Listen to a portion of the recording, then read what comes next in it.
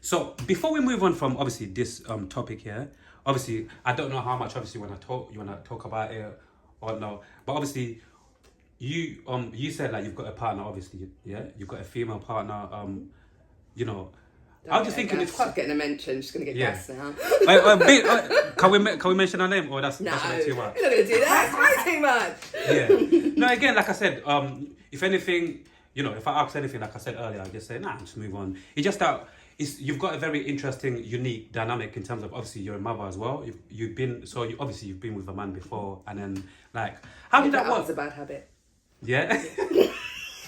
You think that was a bad habit? I gave it up as a bad habit. Oh, yeah. shit. Like the sugar. Yeah? Jesus Christ. Hey, that's actually that's hilarious. I hope he's not watching, man. I hope he is. Hey, mine was a bad habit, you know. Hey, imagine if I remember my kids one day, she just goes on camera and says, yeah, when I was with my man, that was just a bad habit I just got over, man. Shit.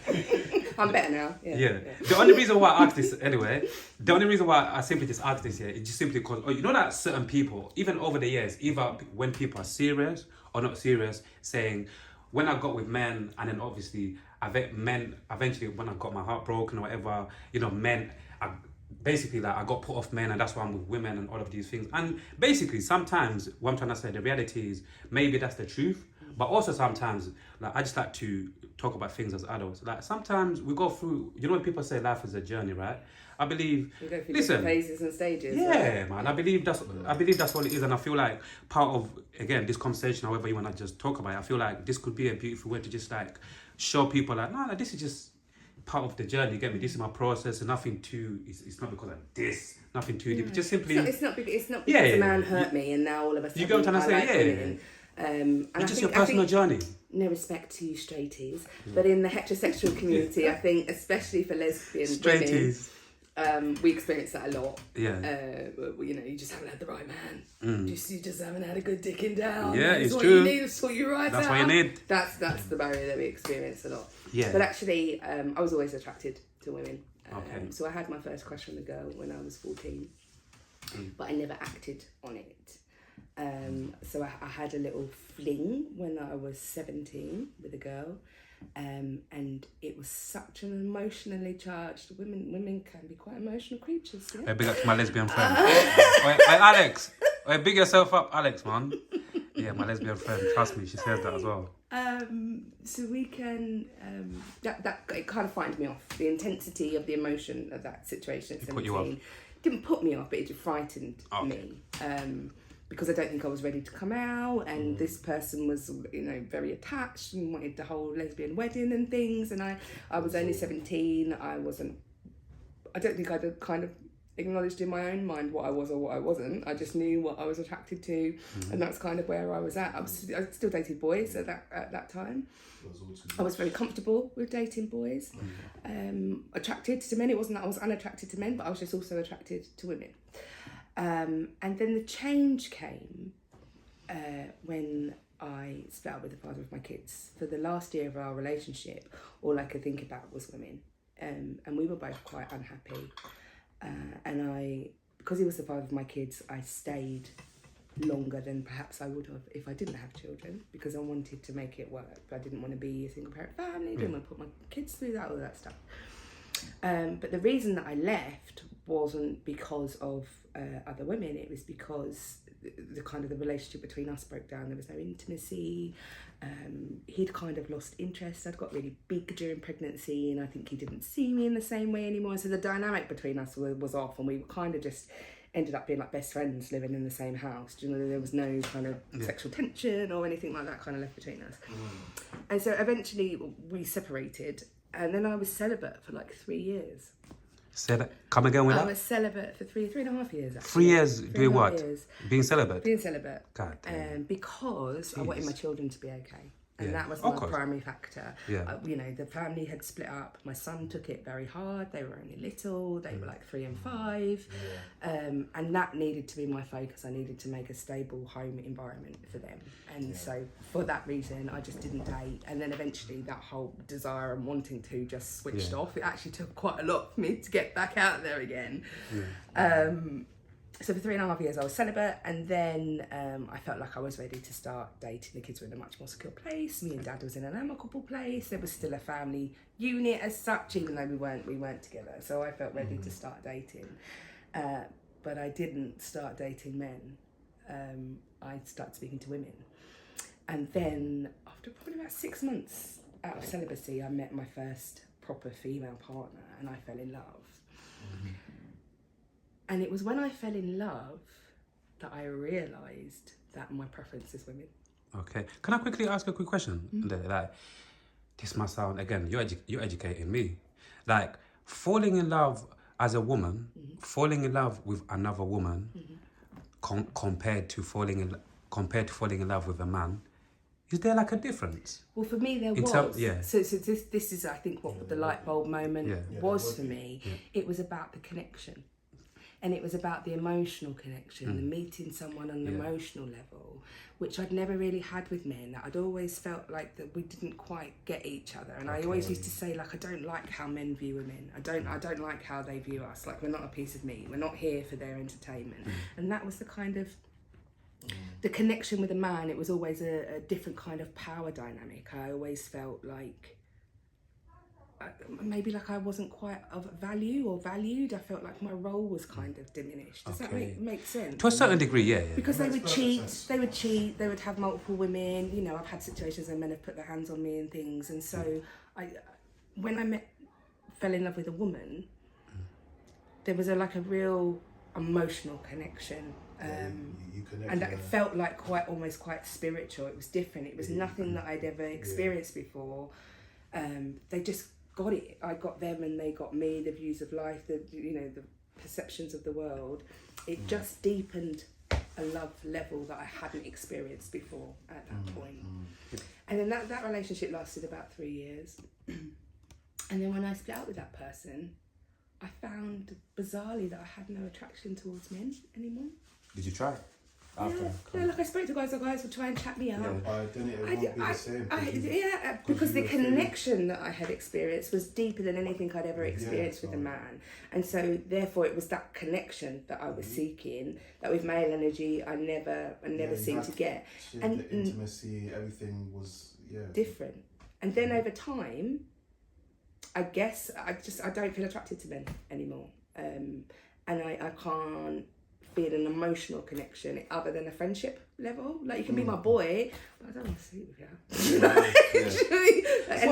And that's why I would describe myself as a lesbian, because I don't feel attracted to men anymore. If I did, then I would say I'm bisexual.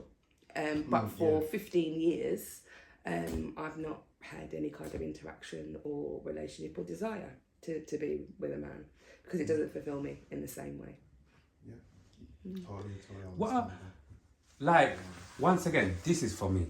This is your private therapy session we're having right this now. This is for me. Like, in terms of again, adults, right? Like what I've just really always, I think I even had this conversation a few days ago with somebody, and I just, this logic of when two women are together, again, I'm gonna do my best to use the right words as an adult.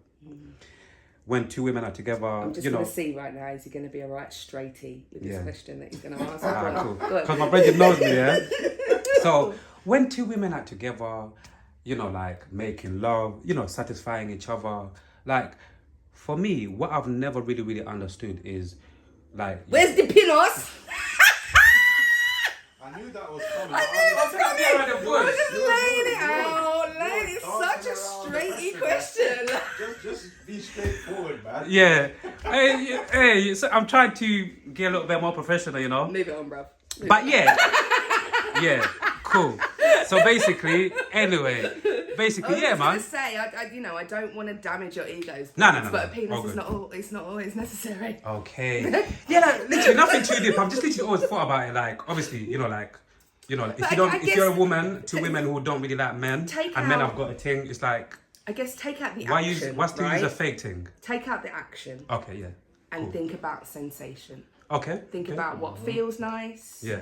When you connect with somebody, and it could be an emotional thing. It could be the emotion that you feel to somebody that makes them. He thought I was a bit. He understood, but he thought I was a bit crazy. Yeah, that's why it's good once again to talk in it to a lot of different. This is why it's good that. Because you could have the same technique, right? The same sexual technique that you're doing with each different partner. And with each different partner, it feels completely different every single time because of how you're connected to them. So it's not the action that matters; it's the connection. Okay, you know? I totally understand. And even like obviously, whenever I go, even when I'm speaking to my brethren, she said something that also like, that most of the times, also another woman knows what another woman knows best as one more time. So that helps as well. There's truth in that. Yeah. I've heard gay men say the same thing. Do you know what I mean? That sexually, no one's ever going to get them like another man because another man understands your body in a way that a woman can't. And I guess it's the same in reverse, really. But for me, it's always been about the connection. I've had one night stands, I've had casual sex, and they have always left me feeling unfulfilled. And it doesn't matter whether it's a male or a female partner. It's not the same. It's not the same. Because you're talking about more what your thing is more an emotional side. So I'm an emotional creature, so that's my love language. When it comes to that side of thing, you're not gonna get that because it was never about that in the first place. Exactly. So, Exactly. Yeah.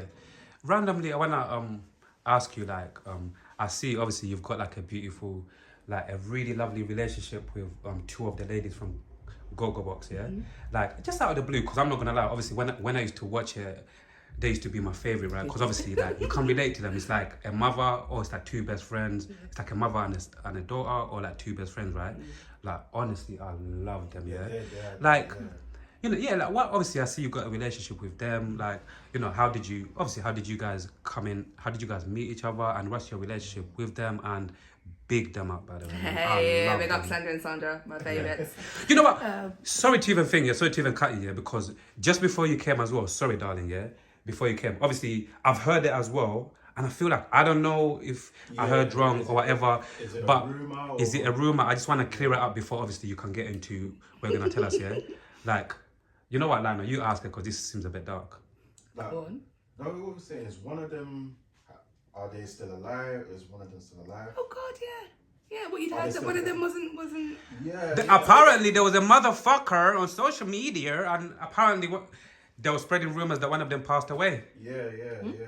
That's what I'm saying. When was this? My brethren told me that. Don't stress me out, because you're gonna make me get on my phone right now. Call my girls. Like, what do you mean? Yeah. When did you hear this? Literally today, like my brethren said, like, cause I swear on my kid's life, I heard it like, I saw it on social media somewhere, right? But you know when you see certain things and you're thinking, nah, this like, is this true or whatever? Or you just never know, because obviously I don't really watch Google, but I don't really watch it anymore. And at the time I don't follow them on social media, so you never know, innit? Yeah. But it's like, you're stressing me out now. Like, you know what? even with this potential dark cloud, let's just basically clarify, like both of them are still alive. As far as I know, but now you've just thrown that curveball at me. Yeah. So I speak to Sandy most days, Yeah. but I haven't actually spoken to her this week. Okay, yeah. Last time I spoke to her was Saturday. Yeah. And then I was with them both like 3 weeks ago. We did an event. Oh, that's all cleared out, because this literally. Was this a little while ago? Yeah, a little while ago. Okay. Yeah, this is not like today. Then my ladies are good. Yeah, they're good. Nah, because literally, like even my brethren earlier today, you can never be too sure. Yeah, with social media. So yeah, now all of that has been cleared out, which is absolutely beautiful. Me out. Yeah. Sorry, darling. My darling. heart rate. Thank you for that. Sorry. You see what social media do sometimes? Crazy. Sorry, darling. Sorry about that. Now it's been cleared up. But yeah, like how's your relationship with both? Both of the two ladies from Go-Go Box? Are wonderful. I mean, I'm much closer to Sandy Bogle. Yeah. I met Sandy through working at Integrity Magazine. So I met Sandy about 5 years ago. Yeah. And she came on as another music lead, so we would kind of work together on artist interviews and stuff like that. She would send me people to interview and things like that. And then because I was involved in the Integrity Awards ceremony and things, and Sandy was very heavily involved with that, we ended up just striking up a friendship. When you work with somebody for a little while, and then I'd probably say so I had my heart attack in January of last year. I'd probably say from the mid of the year before that, we started to get really close. Like we started to just talk more. And now I'd say she's one of my besties. Do you know what I mean? She was sitting at my bedside after I'd had the heart attack, holding my hand. Do you know what I mean? She's Bless her. that's my girl. And then when I started the boat parties, I thought it'd be great to have a celebrity element. It just brings something completely unique that nobody else is doing. You've already got a live band on a boat, and now you've got a celebrity host. Like there's nobody out there doing that stuff. So I brought her on board with Live on the Thames, and then she's also my business partner in Oral, and then we are together putting on stuff at the O2. So it's just kind of grown into also a business relationship, but we're very good friends. I see Sandra because I know Sandy. So I don't work with Sandra, but sometimes she comes along to events and things, and that's kind of how I've got to know the both of them better. But yes, I would say I probably know Sandy a lot better than I know Sandra, but I come across Sandra a few times at events and things. Yeah. But they are lovely. I love their energy. They don't work together so much anymore, but they're both all still doing their things. They come together when they need to, and they always just raise the vibration of whatever space that they're in. They both have like how you see them on the telly vibes, is how they are in real life. You know what I mean? How you would see Sylvan behave on that sofa on Gogglebox is like how they really are in real God, life. I used to love the episode, man. Yeah, the banter is. It was never the same after they left, was it? It wasn't the same. It kind of died down. Yeah. I wanna like even just touch on like motherhood, man. Like hardest this job you'll ever do. It's one of, you know what I mean? It's one of the most hardest things, but the most rewarding at the same time. One of my favorite topics, like just speaking to, parents, either fathers or mothers, like for you personally, like in your reality, how is motherhood? Hard, beautiful, rewarding, heartbreaking. Patience testing, time consuming, elevating, all in one, growth making. Like, God blimey, where do we go with this? I mean, I have two incredible kids. I can't really call them kids anymore. So my son is 19 and my daughter is 17. My son is involved in football, so I would say that 10 years of my life was spent Sundays running around various football pitches in East London. A lot of my life revolved around that. Training twice a week and then match day on a Sunday. And then my daughter, she's quite academic, so she's studying like psychology and biology at the minute. She wants to be a forensic psychologist. Do all that crime scene investigation stuff. Bigger up. Yeah, bigger up. Bigger up. Would you, I might as well just ask it while we're here. Like, would you like to have more kids in future, however that might look like? Yeah, that's a very timely topic. Not one I'm sure I want to talk about, but you've asked, and I'm very open, so I'm going to be honest. Move on. Let's move on. You sure? You sure? We can't move on? No, we can answer. Okay. I think because of what happened last year, of course, it's a no. Okay. But I'm also in a relationship with somebody that doesn't have children. Okay. And so they would like to be a mum. And your partner would like to be a mum, yeah? One day. So bless her. So it's in a bit of a weird, not quite sure what's the outcome of this is gonna be. And I say no from a completely selfish perspective, in that I don't know how much time I have left. So the things with stents is that they come with time constraint. So they only last for 10 years. Okay. And there are all sorts of complications that can happen with them, especially if you don't get your diet and things right and you get cholesterol build up. They can so basically I'm at a high risk of another heart attack, and that's probably how I'm going to die.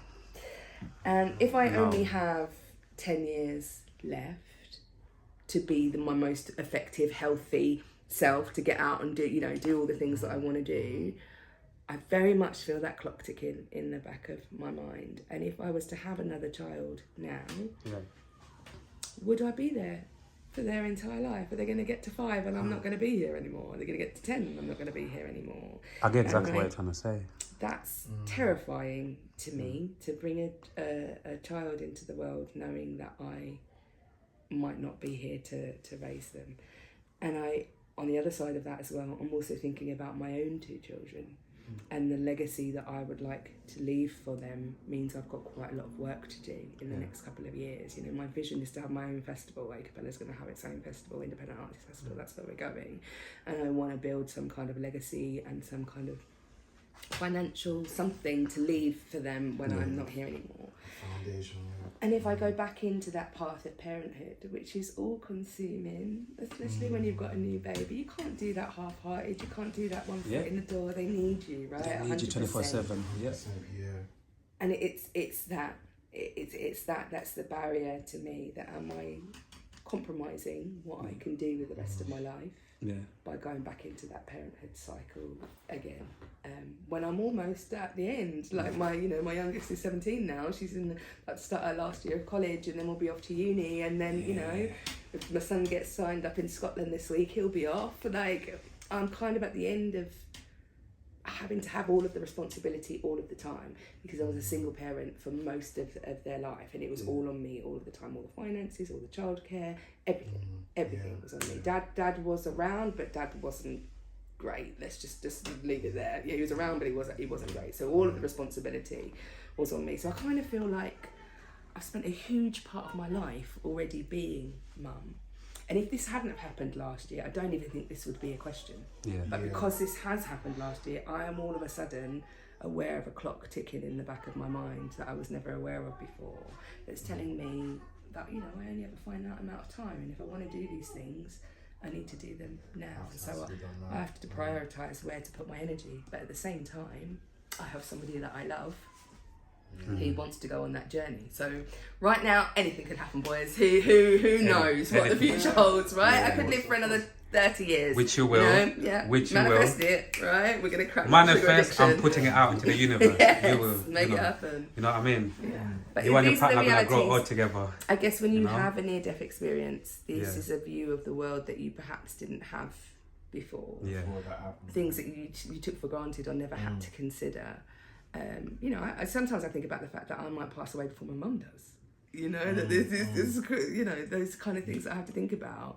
And I have to think about, one day my children could walk in the bedroom and I've had a heart attack in the night and they're finding me there in the bed. These are things that I never thought on any level that I would ever have to think about, but now they're a part of my daily reality, And so I have to make smarter choices about what I want to do with the time that I have left. And I think as a human, we kind of go through that journey, and a lot of us don't get to that stage till quite late in our lives that we realise about the things that we need to prioritise. True.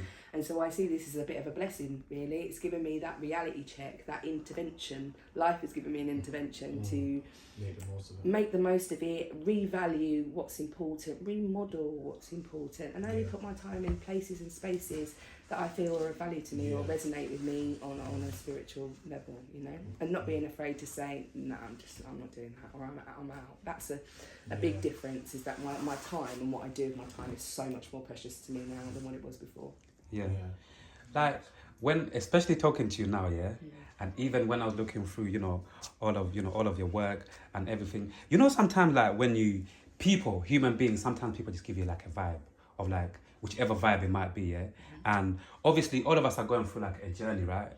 Like whatever journey that is, going through our own individual journeys in different ways, in a spiritual way, even growing in different ways. And again, I might be wrong with this. This is like obviously my final question. I just thought I'd just end it with this. But it's like, you also give me, I was trying to work it out, but that's why I thought I'll ask you, like you give me a vibe of somebody who is like searching for something, or you're going through this journey, but it's like you're searching for a particular thing. Again, I might be wrong, but are you searching for something, or no? Okay, I found it. I'm not searching. I found it. I'm just putting it out there now. Yes. I love to like hear I said that. to you before. Like I feel like I know what my purpose is, and my purpose is to raise the vibrations of those around me through the gift of music, in whatever way that be, whether it be through my voice or the facilitation of other voices. That is my purpose. That is my contribution. When people say to you, "What do you do for the world?" That is what I do. I raise the vibration through the power of music. Absolutely love it. And even before we conclude, obviously, that this is the first of many conversations, hopefully, like, is there anything, obviously, you like to tell the people, anything you like, you know, for the people to know, anything to look out for, or even anything that maybe we forgot to touch on that you like to speak on. It could be anything. I think I want you to come to Live on the Thames. Yes. So that's first and foremost, right? 3rd of August. Yep. Tickets are still on sale. Come over and follow me on Instagram at acapella360 or at Bekka Whitney, and it will have all the information about all of our events. I would like to see some of you there, first and foremost. Yeah. Be there, man. Be there, man. Secondly, I think I would like to perhaps leave you with some words of wisdom. Please do, we love that. And I would say, don't take time for granted. Don't take the people that you love or the things that make you express love for granted. Spend time getting to know who you are in the darkest corners of yourself, and don't be frightened of those, because we all have them. I think spend time working out what matters to you, not what matters to the masses. And if you can find that true compass within yourself about what is important to you, and you live your life within that value, then you'll live a good life and you'll be true to yourself. Honestly, Awesome, man. that has been a very beautiful way to conclude, you know, this beautiful conversation. Bekka, I just want to say you're amazing. Thank you so much for coming onto the red chair, and you know, like, God bless you with all of your future, you know, like your future work. And all I have to say, you know, I can't wait to link up again and just have another conversation. We'll see you on the boat party, right? Absolutely. Hey. Lionel, we're going. You get me? But yeah, Bekka, God bless you. He's going to say he's frightened of water now, isn't he? Now we can swim, man. Yeah, let's go swimming today. See, I like a got the fish, shorts man. on. Let's go swimming, man. Let's go learn how to swim. You get me? But yeah, we'll be there. And yeah, man, honestly, God bless you. And continue, you know, like, continue with all of the amazing work that you're doing. And yeah, man, until next time. Until next time, it's nothing but peace and love, yeah? Take care.